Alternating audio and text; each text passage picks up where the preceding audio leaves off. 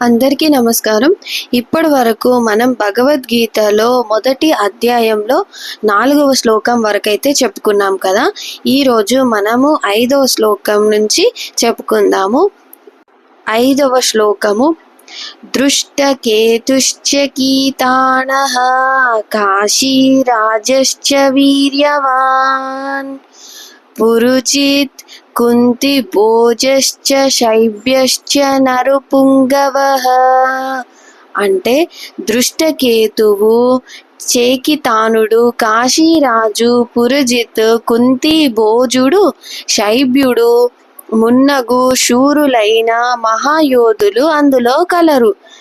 6వ శ్లోకం. యుద్ధామానుశ్చ విక్రాంత ఉత్తమౌజాశ్చ వీర్యవాన్ సౌభద్రో ద్రౌపదేయాశ్చ సర్వ ఏవ మహారథాః. పరాక్రమవంతుడైన యుద్ధమాన్యుడు, మహాశక్తిశాలి అయిన ఉత్తమౌజుడు, సుభద్రాపుత్రుడు, ద్రౌపదీ పుత్రులు అందులో కలరు.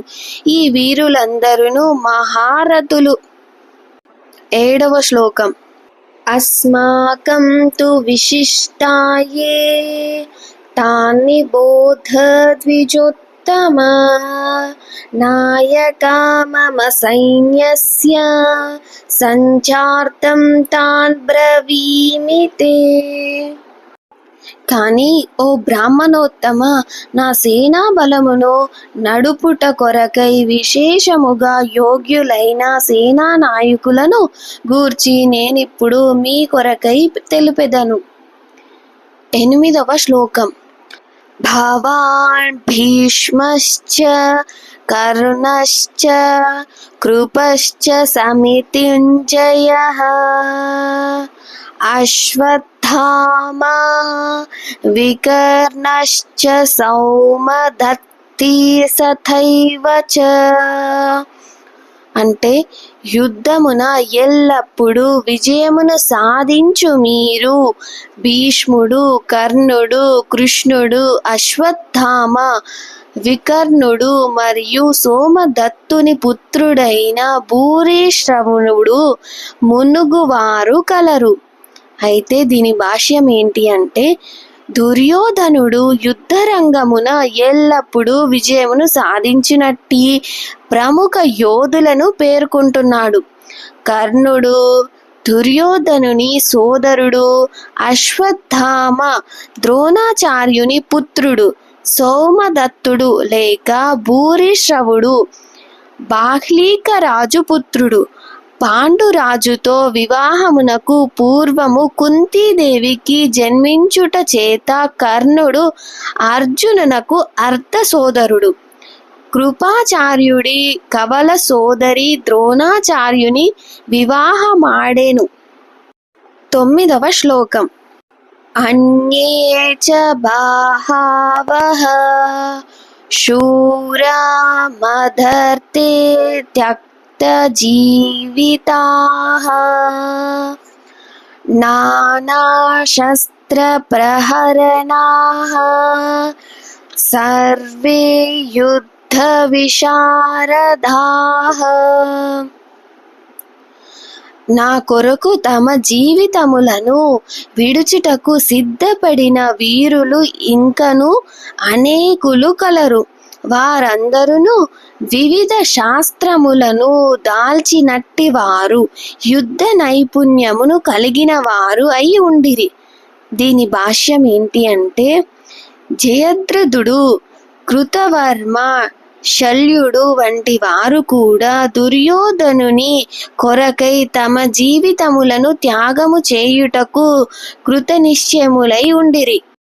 మరో విధముగా చెప్పవలెనని, పాపాత్ముడైన దుర్యోధనుని పక్షమును వహించుట చేత కురుక్షేత్ర రణరంగంలోని వారందరూ మరణించి తీరుదరని అది వరకే నిశ్చయింపబడెను. కానీ దుర్యోధనుడు పైన పేర్కొనబడిన తన మిత్రుల సామూహిక శక్తితో తనకు విజయము తప్పక లభించునను దృఢ నిశ్చయంతో ఉండెను. 10వ శ్లోకం. అపర్యాప్తం తదస్మాకం బలం భీష్మాభిరక్షితం పర్యాప్తం త్విదమేతేషాం బలం భీమాభిరక్షితం. అంటే మన సైన్య బలమును అపరితము మనము పితామహుడైన భీష్ముని చేత చక్కగా పరిరక్షింపబడుచుంటిమి. కానీ భీముని చేత జాగరూకతతో రక్షింపబడుచునట్టి పాండవ సైన్య బలము పరిమితము కాకలదు. దీని భాష్యం ఏంటి అంటే, దుర్యోధనుని చేత ఇరు వర్గాల సేనా బలమును అంచనా వేయబడుతుండెను. గొప్ప అనుభవజ్ఞుడైన సేనాని భీష్మ పితామహునిచే ప్రత్యక్షముగా రక్షింపబడుతుండట చేత తన సైన్య బలము అపరిమితము.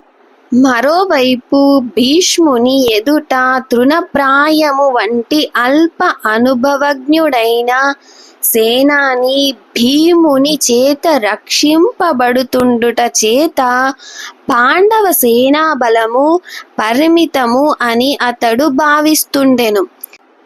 దుర్యోధనుడు ఎల్లప్పుడూ భీముని పట్ల ఈర్ష ద్వేషము కలిగి ఉండెను. ఎందుకనగా తనకు మరణించవలసి వచ్చినచో భీముని చేత మాత్రమే తాను వధించబడునని అతడు ఎరుగును. అంతేకాకుండా భీముని కంటే మిక్కిలి అనుభవజ్ఞుడైన భీష్ముడు తన పక్షములో ఉండుటను తలుచుకొని తన విజయము పట్ల అతడు గొప్ప ఆత్మవిశ్వాసమును కలిగి ఉండెను. యుద్ధ రంగంలో తన విజయము తథ్యమనేది అతని తుది అభిప్రాయం. 11వ శ్లోకం. అయనేషు చ సర్వేషు యథా భాగమవస్థితాః భీష్మమేవాభిరక్షन्तు భవంతః సర్వ ఏవాహి. అంటే సేనా వ్యూహ ప్రవేశ ద్వారములోని మీ ముఖ్య స్థానములలో నిలిచి మీరందరూ ఇప్పుడు భీష్మ పితామహులకు సంపూర్ణ రక్షణను చేకూర్చవలెను. దీని భాష్యం ఏంటంటే, భీష్ముని పరాక్రమమును ప్రశంసించిన పిమ్మట దుర్యోధనుడు తమను చులకన చేసినట్లు ఇతరులు భావింతురేమోనని భావించి అతడు తన సహజ రాజనీతి ధోరణికి అనుగుణమైన పై వాక్యముల ద్వారా పరిస్థితిని చక్కబెట్టుటకు ప్రయత్నించెను. భీష్మదేవుడు నిస్సంశయముగా గొప్ప వీరుడైన వృద్ధుడగుట చేత ప్రతి ఒక్కరూ అన్ని వైపుల నుండి అతన్ని రక్షణ కొరకు ప్రత్యేక యోచన చేయవలెనని అతడు నొక్కి చెప్పెను.